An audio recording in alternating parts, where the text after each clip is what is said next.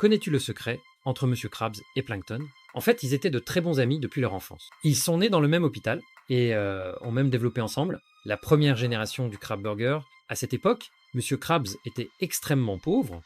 Ses vêtements n'étaient que des chiffons récupérés par sa mère et Plankton n'était encore qu'un petit bébé. Leur relation n'était pas aussi tendue qu'aujourd'hui. À l'école, Petit Plankton était souvent malmené à cause de sa petite taille, mais Petit Krabs le défendait toujours avec courage. Cependant, Krabs était aussi rejeté par ses camarades, car sa famille était trop pauvre pour lui acheter des vêtements neufs, alors ses deux frères d'infortune ne pouvaient compter que l'un sur l'autre. Jusqu'au jour où Petit Krabs ramassa une pièce brillante par terre, Petit Plankton lui expliqua que c'était de l'argent et qu'on pouvait acheter tout ce qu'on voulait avec. Krabs s'exclama « C'est génial d'avoir de l'argent » et acheta aussitôt un ballon pour son meilleur ami, renforçant ainsi leur amitié. À cette époque, Bikini Bottom n'avait qu'un seul restaurant de hamburgers, bien que le goût soit vraiment terrible et l'odeur nauséabonde, mais comme c'était le seul, des enfants se bousculaient à l'ouverture. Le patron aimait l'argent de ses enfants, mais quand Krabs et Plankton venaient acheter, il se plaignait avec dégoût que ces deux petits sales gâchaient l'ambiance pour les clients. En voyant le patron partir en costume dans sa voiture de luxe, Krabs comprit combien la vente de hamburgers était lucrative. Une idée lui traversa alors l'esprit: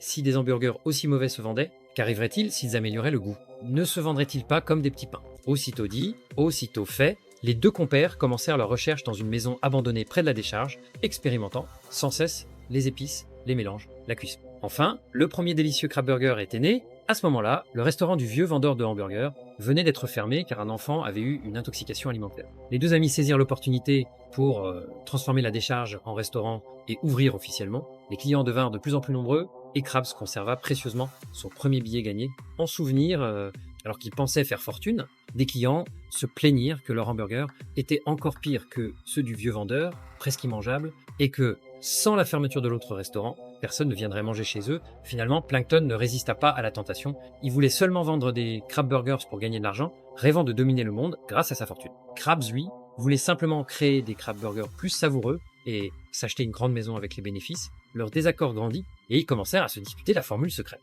Grâce à son avantage physique, Krabs s'empara de la majorité de la recette. Voilà pourquoi Plankton est obsédé par la formule secrète aujourd'hui. Soudain, Plankton surgit en affirmant que tout cela était inventé par Monsieur Krabs. Selon lui, Krabs voulait d'abord contrôler l'estomac des clients, puis contrôler leur argent. Ils s'accusèrent mutuellement d'être le méchant. C'est alors que Charon apparut, révélant la vérité de l'époque.